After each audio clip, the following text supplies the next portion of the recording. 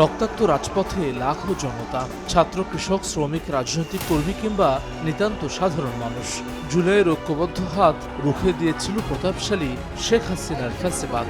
বন্দুকের গুলির চেয়ে অনেক শক্তিশালী ছিল ২৪শে জুলাইয়ের বাংলাদেশ।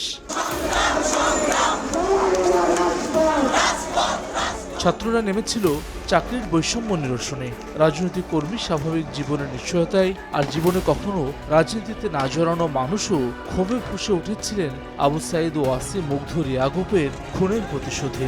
যে আগুন দ্বিগুণ হয়ে ছড়িয়েছিল বাংলার প্রতিটি জনপদে, বুলেট উপেক্ষা করে ঝাঁকে ঝাঁকে মুক্তিকামী জনতা নেমে আসে রাজপথে।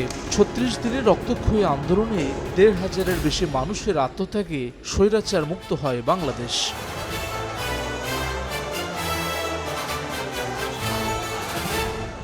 সংবাদপত্রের বিক্রয়কর্মী জাহাঙ্গীর, রিকশা শ্রমিক সুজন, শিক্ষার্থী কানিজার আলভি, লাখো মানুষের মধ্যে ছিলেন তারাও। দীর্ঘ ফ্যাসিবাদের শাসনে ক্ষোভের কারণে ভিন্নতা থাকলেও ঠিকই খুঁজে নিয়েছিলেন রাজপথকে। স্বৈরাচার বিরোধী প্রত্যেকটা আন্দোলনে আমি নিজে সক্রিয়ভাবে স্ব-ইচ্ছায় আমি ওখানে অংশগ্রহণ করেছি। আমার সামনে অনেক মানুষ মারা গেছে, আমিও ১ সেকেন্ডের জন্য গুলি খাই নাই। আমাদেরকে বলা হয়েছিল যে তোমাদের তো রক্ষা নাই, তোমাদের যে শেখ হাসিনা তো তোমাদেরকে ছাড়বে না। আমরা এই কথাগুলোকে পাত্তা নেইনি, যে যা হবে হবে, আমাদের দেয়ালে পিঠ থেকে গেছে। স্বৈরাচারের বিরুদ্ধে, অন্যায়ের বিরুদ্ধে আমি একটা সম্মান জানিয়েছি ছাত্রদের।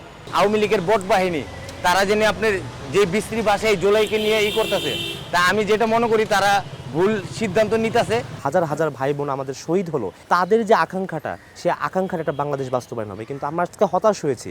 আমরা আজকে দেখতে পাচ্ছি যে আমাদের জুলাই সনদ এখন পর্যন্ত বাস্তবায়ন হয় নাই। জুলাই গণঅভ্যুত্থানের ২ বছর পর এসব মানুষ এখন হিসাব মেলাচ্ছেন প্রত্যাশার প্রাপ্তির।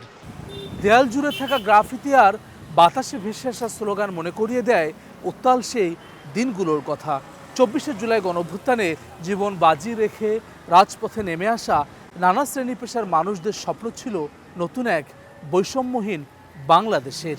২ বছর পর ঠিক একটি প্রশ্ন, সেই গন্তব্যে কতটা পৌঁছালো বাংলাদেশ?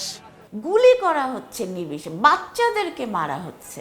জুলাইয়ের উত্তাল দিনে শিক্ষার্থীদের পাশে দাঁড়িয়েছিলেন ঢাকা বিশ্ববিদ্যালয়ের শিক্ষক গীতিয়ারা নাসরিন। তার মতে, প্রত্যাশার প্রাপ্তির মেলবন্ধন ঘটাতে উদ্যোগী হতে হবে সরকারকেই। কোটা সংস্কার দিয়ে শুরু হয়েছিল, কিন্তু মনে রাখতে হবে যে মানুষের যে পুঞ্জীভূত ক্ষোভ, এটা কিন্তু দীর্ঘদিনের। এত যে হারানো, এর পরিবর্তে তারা যা চেয়েছিল সেটা তাদের সামনে আসছে না। যারা এই দায়িত্ব নিয়ে সংসদে গেছেন, তারা এই দায়িত্ব তাদেরকে পালন করবেন। রাজনৈতিক দলগুলোর ঐকমত্যে সুতো হয়ে থাকবে জুলাই গণঅভ্যুত্থান, এমনটাই প্রত্যাশা এই রাষ্ট্রবিজ্ঞানীর। জুলাই আমাদেরকে ফেসিবাদ থেকে মুক্ত করেছে। জুলাই আমাদেরকে কথা বলার স্বাধীনতা দিয়েছে। বাংলাদেশে ৪টা-৫টা দল সিরিয়াসলি, বড় বড় দলগুলো অ্যাক্টিভ আছে। তাদের সংবিধান নিয়ে মতবিরোধ হবে, রাজনৈতিক ব্যবস্থা নিয়ে মতবিরোধ হবে, সরকার পরিচালনা নিয়ে মতবিরোধ হবে, এগুলো স্বাভাবিক। কিন্তু তারা কেউ কি জুলাই আন্দোলনের বিরোধিতা করছে?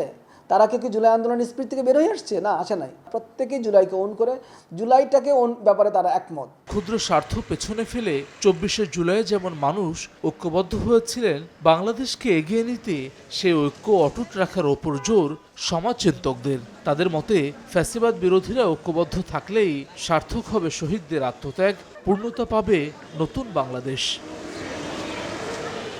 হাসান ওয়ালি, সময় সংবাদ, ঢাকা।